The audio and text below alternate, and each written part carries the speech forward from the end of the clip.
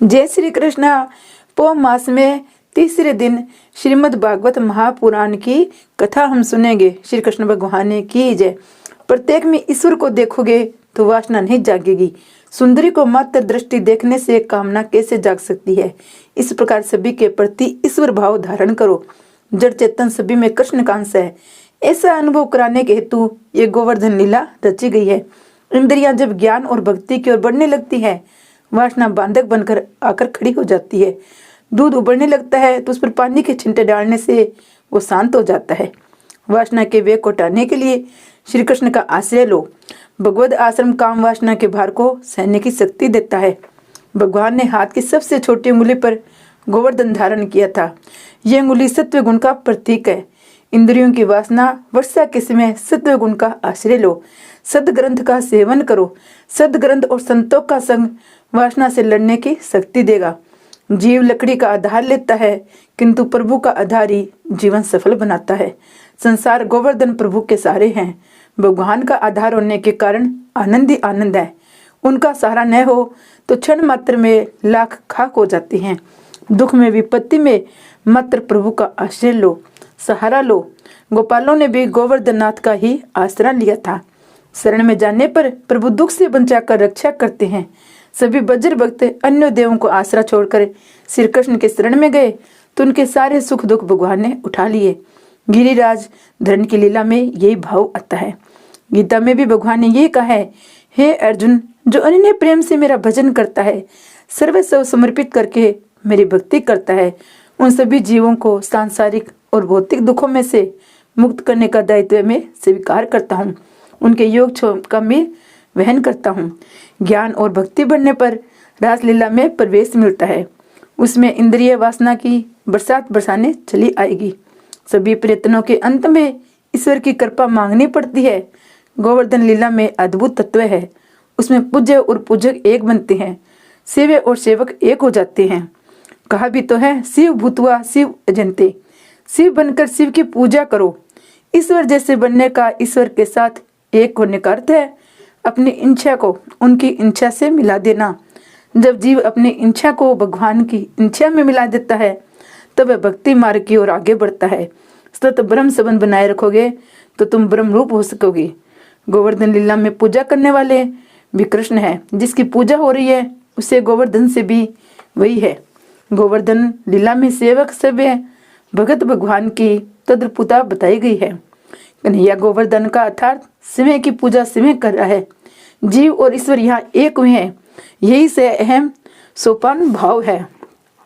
हम भी गिरिराजधारी की वंदना और स्तुति करते हैं। हे भक्त, इच्छानुसारी बाल लीला में दुखधारी चोरकर यश विस्तारने वाले वज्र निंतार जनक ऐसे गिरधारी जी श्री कृष्ण मेरे प्रभु हैं। गोवर्धन लीला में गोपियों को विश्वास हो गया कन्हैया तो ईश्वर है, तो उनसे एकाकार होने की भावना जागी और रासलीला हुई। भक्ति रस में इंद्रियों को सराबार करोगे तो रासलीला में प्रवेश मिलेगा।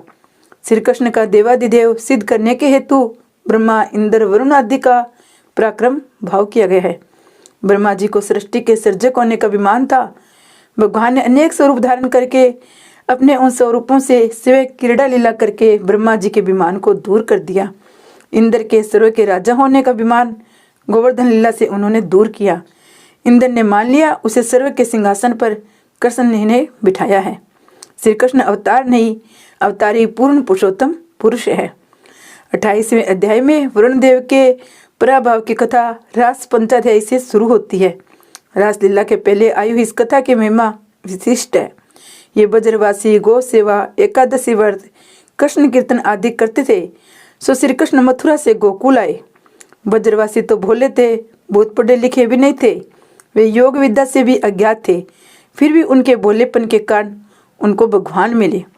ब्रजवासी एकादशी व्रत विधि पूर्वक करते थे, अर्थात उन्होंने श्री कृष्ण की सच्ची सेवा की और उन्हें आनंद मिला। शास्त्र ने एकादशी का व्रत विधि पूर्वक करने को कहा है। उस दिन सारा दिन प्रभु सेवा में बिताओ, सारी रात जागते रहकर कृष्ण कीर्तन करते रहो। कम से कम रात के 12 बजे एक तो कृष्ण कीर्तन अवश्य ही किया जाना चाहिए। परमात्मा के चरणों में रहना ही तो एकादशी है। परमात्मा के चरणों में शरीर से नहीं मन से रहना है। एकादशी के दिन श्री कृष्ण के सिवाय अन्य किसी भी विषय की ओर नहीं जाना चाहिए। ब्रजवासी एकादशी के दिन रात्रि को जागरण करते थे। नंद जी मध्य रात्रि के समय यमुना स्नान करने जाते थे। रात्रि में 12 बजे 3:30 बजे का समय भोजन स्नान आदि के निषिद्ध माना गया है। आजकल तो लोग रसोई बनाकर फिल्म देखने जाते हैं, रात के 12 बजे खाने बैठते हैं। ये तो अगले जन्म में राक्षस योनि में जाने की तैयारी कर रहे हैं। रात्रि के 11 बजे राक्षस तीर्थों में प्रवेश करते हैं, सो स्नान आदि के लिए मनाही की गई है। नंद जी ने सोचा मध्य रात्रि पूरी हो चुकी है, प्रातः काल हो गया है, सो उन्होंने तो स्नान करने के लिए जल में गोता लगाया। आसुरी समय में स्नान करते हुए देखकर वरुण देव के सेवक नंद जी को पकड़कर वरुण लोक में ले गए। वहां से उन्हें श्री कृष्ण छुड़ा लाए। अब इस कथा का रहस्य भी देखो। रासलीला के पहले आई है ये वरुण देव प्राज्य की कथा। वरुण देव जीव के स्वामी है, उनके सेवक दूत है। सड्रस जब तक रसना पर काबू नहीं हो पाएगा तब तक रासलीला में प्रवेश नहीं कर पाएंगे। विषय की रासलीला नहीं मिलती है। नंद जीव है। जीव जब चिंता नदी में स्नान के लिए गोता लगाता है तो वरुण सेवक सड्रस उसे स्थाने को उपस्थित हो जाता है। जब तक जीव लौकिक रस के अधीन है तब तक अलौकिक रस पी नहीं सकता। वैसा जीव भक्ति रस प्रेम रस पा नहीं सकता। आनंद किसी वस्तु में नहीं, मन की एकाग्रता में है। आनंद ईश्वर से तदाकार होने में है। सड्रस पर विजय पाने के लिए भक्ति रस की साधना करो। भक्ति करना सरल नहीं है। जिसे भक्ति करने हो उसे मन और जीव का वश में करना होगा। जीव का दास भक्ति कैसे कर पाएगा? महाप्रभु जी ने सुबोधनी में कहा है, ठाकुर जी की सेवा से अनुराग करो, शरीर भोग के प्रति विराग करो। जीव को नहीं, जीव को समझना है। मनुष्य का बहुत सा समय इस जीव के लालन पालन में बीत जाता है। काल निकट आ रहा है, उसका भी तो विचार करो। अब चीर हरण और रासलीला आ रही है। गोपियों के 2 भेद है, नित्य सीधा और साधन सीधा। साधन सीधा गोपी के कई भेद है, श्रुति रूपा, ऋषि रूपा, सेकंड रूपा, अन्य पूर्वा आदि। श्रुतियाँ ईश्वर का वर्णन करते करते थक गई, फिर भी उनका अनुभव नहीं हो पाया। ईश्वर केवल वाणी का विषय नहीं है। जो वेदाधिभिमानी देव ब्रह्म संबंध सिद्ध करके ब्रह्मा साक्षात्कार हेतु गोकुल में प्रकट हुए हैं, वही श्रुता रूपा गोपियां हैं। तपस्वी होने पर ऋषियों का काम बना रहे, ईश्वर का अनुभव न हो पाया। दर्शन और अनुभव में अंतर है। दर्शन में दृश्य और दृष्टा का भेद है, अनुभव में दोनों एक हो जाते हैं। उसमें पूर्ण अद्वैत है। सुबुद्धिगत काम का नाश करके ब्रह्म संबंध सिद्ध करके ब्रह्मात्मक रूप मुक्ति का अनुभव करने के लिए ऋषि गोपी बनकर आए थे। उन्हें ऋषि रूपा कहते हैं। सेकंड मंडल में प्रभु के मनोहर रूप को देखकर मन में काम भाव जागृत होने से जिन स्त्रियों ने गोपी का रूप लिया वे काम रूपा है। उदाहरण शूर्पणखा। वह के बाद संसार सुखों का उपभोग करने के हेतु अरुचि होने लगे। प्रभु के प्रति प्रेम भाव हो जाने पर जिन पुरुषों या स्त्रियों ने गोपी का रूप लिया उन्हें अन्नपूरा कहा जाता है। तुलसीदास के वैराग्य की कथा बड़ी प्रसिद्ध है। वस्तुगत आसक्ति का प्रभुगत आसक्ति का रूप दिया जाए तो वस्तु की आसक्ति छूट जाती है। अनेक वस्तुओं को प्रति आसक्ति का होना व्यावहारिक दृष्टि से आसक्त है। तुलसीदास जी केवल पत्नी की ओर आसक्त है। संसार की अन्य सभी नारियां उनके लिए माता के समान थी। पत्नी रत्नावली एक ही चेतावनी ने उन्हें आसक्ति का प्रभु भक्ति में बदल दिया। कामासक्ति ईश्वर शक्ति में परिवर्तित हो गई। बहुतों को तो रोज थप्पड़ पड़ते हैं फिर भी सुधर नहीं पाते हैं।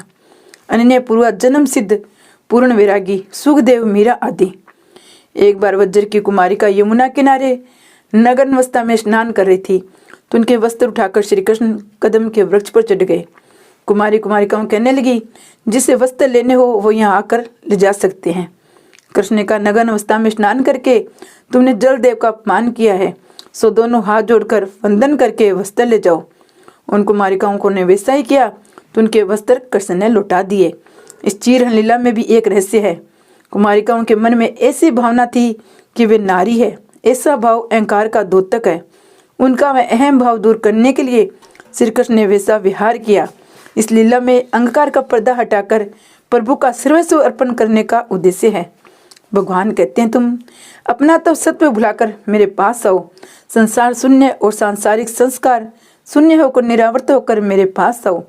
द्वैत का आवरण दूर करोगे तो भगवान मिलेंगे। शरीर को वस्त्र छिपाता है, आत्मा को वासना। भगवान तुम्हारे पास है किंतु तुम देख नहीं पाते हो। वासना का पर्दा फटते ही भगवान दिखाई देंगे। आत्मा और परमात्मा के बीच वासना का पर्दा है, सो भगवान को अनुभव नहीं हो पाता है। आत्मा अंदर और ऊपर है, अज्ञान और वासना का पर्दा है। अज्ञान और वासना के उस आवरण को चीर कर भगवान से मिलने जाना है। सिद्ध सदगुरु का यही परमात्मा की कृपा से बुद्धिगत वासना दूर होती है। बुद्धि में रहा हुआ काम कृष्ण मिलन में बांधक है। अज्ञान वासना वृत्तियों के आवरण का नष्ट होना ही चीरहरण लीला है। आवरण नाश के पश्चात जीव की आत्मा को प्रभु से मिलना ही रास लीला है। इसी कारण से रास लीला चीरहरण के बाद आती है। काम वासना के नष्ट होने पर ईश्वर के साथ अद्वैत हो जाता है। भगवान कभी लौकिक वस्त्रों की चोरी नहीं करते हैं, वे तो बुद्धिगत अज्ञान काम वासना की चोरी करते हैं। कन्हैया क्या गोपियों को नग्न अवस्था में देखना चाहता था? सोचो, श्री कृष्ण तो सर्वव्यापी है, सो जल में भी है। वे तो गोपियों से मिले हुए थे, किंतु गोपियां अज्ञान और वासना से आवृत होने के कारण श्री कृष्ण का अनुभव कर नहीं पाती थी। सो उस बुद्धिगत अज्ञान और वासना रूप वस्त्रों को भगवान उठा ले गए। वैसे प्रभु तब कहते हैं कि जीव उनको ही जाता है। भगवान कहते हैं, जिसने अपनी बुद्धि मुझ में स्थापित की है, उनके भोग संकल्प सांसारिक विषय भोगों के लिए नहीं होते, वे संकल्प मोक्षदायी होते हैं। बुने हुए धान्य का बीज तत्व नष्ट हो जाता है और कभी अंकुरित नहीं हो पाता है। इसी प्रकार जिसकी बुद्धि में से काम वासना का अंकुर उजड़ गया है, वहां वह फिर से अंकुरित नहीं हो पाएगा। प्रभु ने गोपियों से कहा, हे बज्र कुमारी कहो, मैं जानता हूँ तुम्हारी काम वासना नष्ट हो जाने के कारण तुम्हारे हृदय शुद्ध हो गए हैं। फिर तुम्हें मेरा ध्यान अब भी धरते रहना है। ऐसा करने से तुम्हारे मन में समाया हुआ सूक्ष्म मल नष्ट होगा, मुझसे मिलन होगा। शरद ऋतु की रानियों में मेरे साथ तुम रमन कर पाओगी। शरद ऋतु की रात्रि निर्मल होती है, तुम भी हर तरह से शुद्ध निर्मल सुभर हो पाओगे, तो ईश्वर के साथ क्रीड़ा कर पाओगे। जीव ईश्वर से मिल सकेगा तभी रासलीला होगी।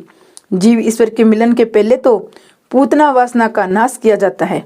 अविद्या नष्ट हो जाने के कारण जीवन की गाड़ी राह पर आने लगती है और संकटासुर का नाश होता है। जीवन सही रास्ते पर चलने लगा तो तुलनावर्त रजोवट नष्ट हो गया, सत्वगुण बढ़ने लगा। रजोगुण मिट चुका तो कन्हैया ने माखन मन की चोरी का जीवन सात्विक बना।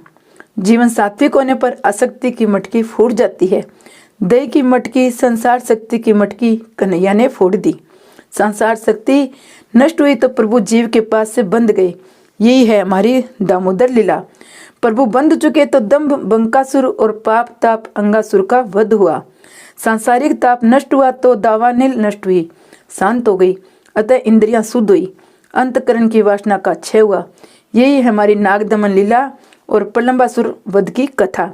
जीव ईश्वर से मिलने योग्य है पाया गया तो कृष्ण की मधुर मुरली की मधुरिमा तान हम सुन लिया, वेणु गीत गाया, अर्थात नाद ब्रह्मा की उपासना हुई। श्री कृष्ण भगवान की जय।